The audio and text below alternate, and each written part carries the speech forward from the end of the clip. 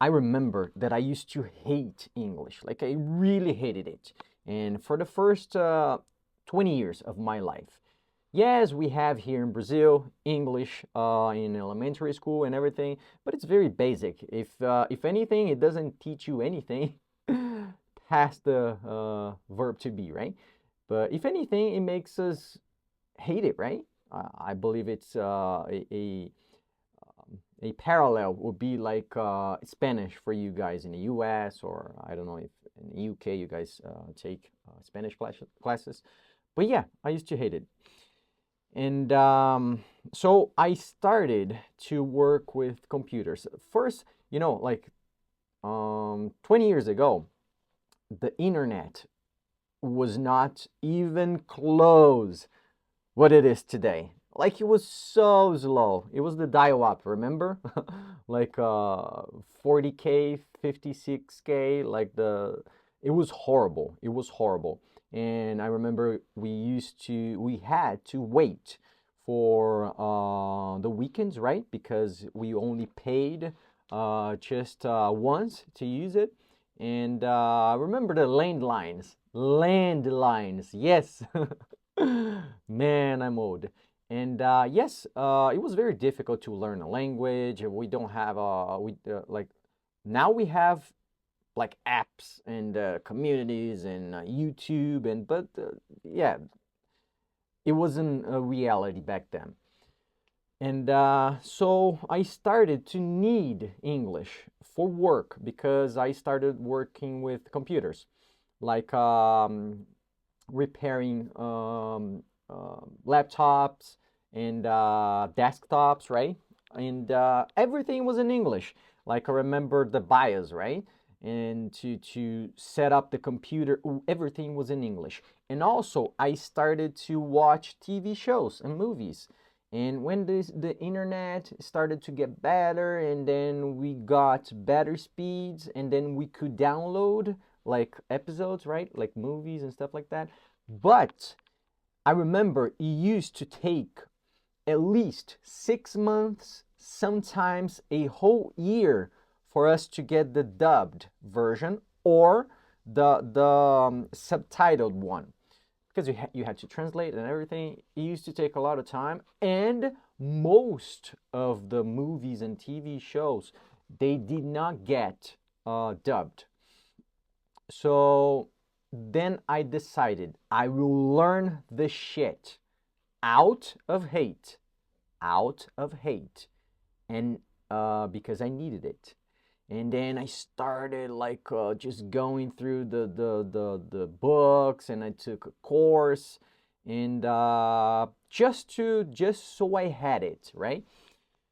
But along the way, while I started getting a little better, oh, now I understand this. Oh, now I understand what this person said in a TV show. Oh, I got that joke. And then I started loving it. And then I fell in love with English. The process was not easy. It took at least a decade for me to be good. But yes, it was a long process. I thought about giving up so many times, so many times. I cannot even count how many times I thought about giving up. Many plateaus, many like can I really do it? Like is my brain able to just retain and then learn those things? Especially when because the understanding, the reading and everything, the it's easy, right? The listening, but speaking, my God, it was so hard. And I remember I used to. So then I took a course. It was like a month, like 8 classes. It's the basic, right? Basic one, basic two, and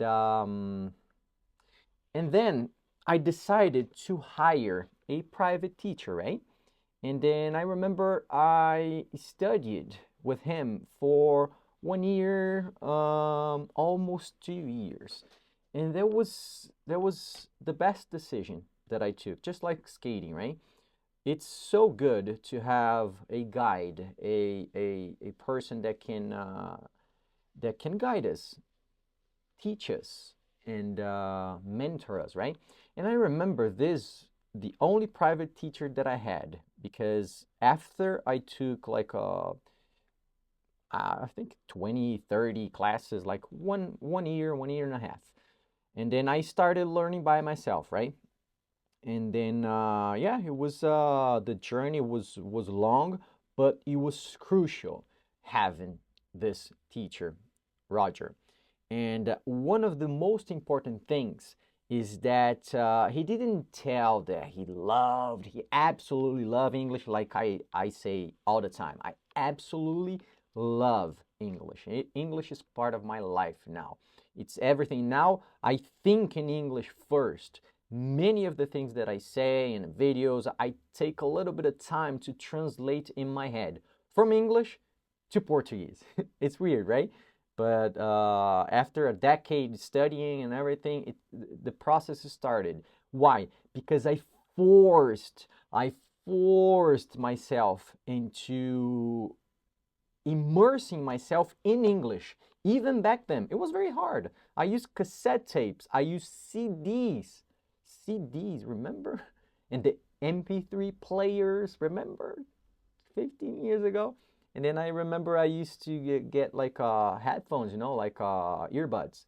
And I used them all day long. And I used to, whenever I went to bed, I used to put them on and spend the night sleeping and listening to English and watching stuff all the time. Even though my surroundings, I didn't have any English. Here in Brazil, we don't have English. Now, yes, with the TV shows and, you know, but back then, 20 years ago, no English at all. I couldn't speak with anybody, and then it was only watching and listening. Just that. There wasn't another way. There was like I didn't have money to hire like a full-time teacher. No. Headphones and TV shows and movies. That's all. But I did that with an intensity, like all my hours. Like I used to work, right? Like in an electronic store and everything. I had my earbud on whenever I had to talk to a customer. So I used to take it out and then put it back on. Everything that I did, working, and then whenever I was at home, I was always wearing headphones. And yes, that was very important. So immersion is the most important thing. And that was a very long explanation to just to share that I really love English. It's my passion, and my point is like many things that start out of need or hate can become a passion, just like English. And as you know, like I'm all about skating and everything, and I can make many parallels with skating and learning English. Many people are starting to learn how to skate now. So the same approach, you can use the same approach of learning a second language, right? So you have to try to immerse yourself as much as you can, consuming the target language or the target practice, and also practicing, right? Consume, practice. Consuming is a passive part of it, and the practicing is the active part of it, right? Does it make sense to you?